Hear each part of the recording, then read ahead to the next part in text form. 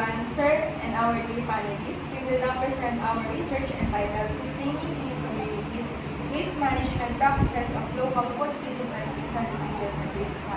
I am Hazel Esser, and this is my co-researchers, Marian Cortez, Janelle Dominguez, and I am Kate Rivera. So, for the overview of our presentation for today, we have the abstract, introduction, problem, objectives, methodology, result, conclusion, and reference. So, the study explored how local food businesses in San Isidro Nueva Ecija manage biodegradable waste.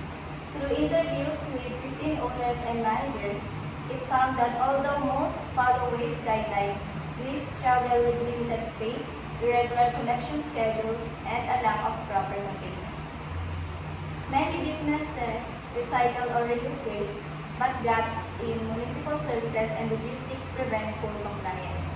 Despite high awareness of regulations, infrastructure constraints limit consistent implementation. The study recommends improving collection systems, strengthening LGU business coordination, and setting up small-scale composting facilities to enhance local waste management. for our introduction. We started this study because we noticed how the waste coming from food establishments affects the overall cleanliness of the municipality.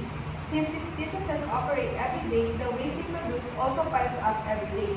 So we wanted to understand how they manage and why proper waste disposal matters not just for businesses but for the whole community. Effective waste management doesn't just keep the surroundings clean. It helps reduce pollution, prevent health risks, and support more sustainable business operation. Through this study, we highlight the importance of responsible waste practices and how they contribute to a cleaner and healthier environment for everyone. And for the problems, this study aims to identify key challenges that hinder effective waste management, particularly issues related to compliance with guidelines, operational constraints and costs, and concern about environmental impact.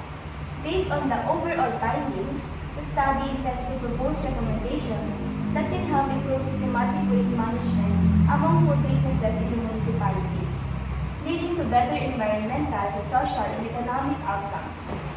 Now let's proceed the objectives. This study helps show the correct ways to dispose of waste that are good for the community and the environment. It will guide food business owners and workers in improving how they handle waste and in using more sustainable practices. It will also help local government units, LGUs, make their waste management programs and policies stronger. The community will benefit because the surroundings will be cleaner and health risks will be lower. Future researchers can use this study as a reference for topics about sustainability and waste management. Lastly, the study will help the researchers learn more and improve their research skills. So let's move on to the methodology of the study. So this qualitative study explored the waste management experiences of 15 food business owners in San Isidro Nueva Ecija through face-to-face semi-structured interviews. Although the initial target was 20 participants, only 15 were available. The study followed ethical standards and used thematic analysis to identify common patterns, providing insights that can help strengthen sustainable waste management practices in the local business sector. And for our results, our respondents were a mix of owners and managers from different food establishments. Naturally, the amount of waste they generate varies depending on what type of food business they run. But despite their differences, most of them shared similar challenges. Some establishments had their waste collected daily, while others only 2 to 3 times a week. A few even had to handle disposal on their own. Although many of them already practice segregation and recycling, we struggle because of limited space, lack of containers, and the busy nature of food operations. Even if they know the municipal regulations, their compliance is affected by irregular collections, schedules, and daily operational demands. Several participants also mentioned issues like pests, foul odors, and showing that improper waste disposal impacts not just the business, but the surrounding community as well. Conclusion. This study sample predominantly comprises established, mid-sized enterprises, addressed the restaurants and canteens representing the majority, thereby capturing the perspective of significant contributors to the local waste stream. Most establishments reported daily waste collection, and 12 of 15 actively engaged in recycling and reuse initiatives, while nearly all participants demonstrated awareness of municipal waste management regulations. A notable challenge remains in the form of operational constraints, particularly with respect to the effective disposal of waste. Now, let's proceed the question and answer from our panelists. Question number 1 from Dr. Annalyn M. Gami.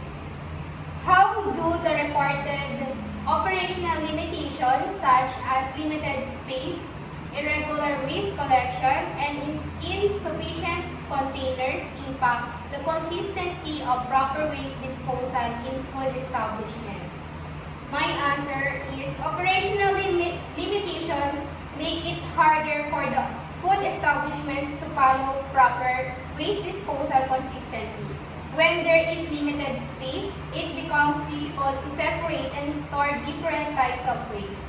Irregular waste collection causes trash to pile up, which can lead to mixing of waste and improper disposal.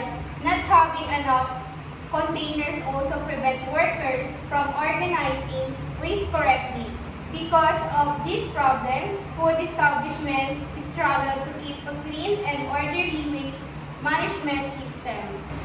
And question number 2 from Dr. Joy N. Salveriano. How does your literature support the importance of strength waste segregation and recycling system, especially in rural municipalities like San Isidro? According to Acanto et al. 2020, food establishments in Talisay City struggle to properly implement waste segregation due to limited resources and low awareness. This indicates that rural municipalities like San Isidro could also benefit from strength waste segregation and recycling system to address similar challenges. Question 3 from Dr. Marilu P. Pascual. In what way does your proposed strategic plan directly address the identified disposal deficit and help improve LGU business coordination? The plan solves the waste disposal gap by creating a regular collection schedule for biodegradable waste and building a municipal composting facility that can process at least 1 ton per day. It also strengthens coordination between the LGU and businesses by offering a dedicated pick-up service and holding focus seminars to make sure businesses follow the guidelines.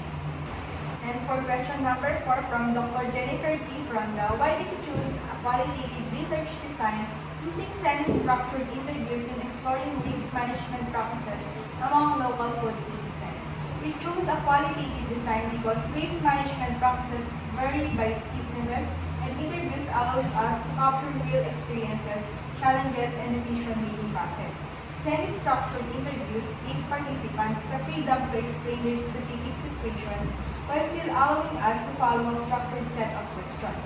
This approach helps us gather richer and more detailed insights that cannot be obtained through numerical data alone. For question number 5, from Dr. Nestor Natividad. Since most food establishments are aware of waste regulation but still face practice-related barriers, what initiatives could strengthen employee participation in daily implementation? My answer is, even though food establishments know the waste regulation, employees still struggle to apply consistent collection schedules. To strengthen participation, businesses can conduct regular short trainings, use clear visual guides like color-coded pins, assign a waste management point person per shift, and give simple incentive to encourage compliance. Improving coordination with the LGU on fixed collections schedules will also help employees follow the guidelines more consistently in their daily routine. And this is the end of our research presentation. Thank you for listening.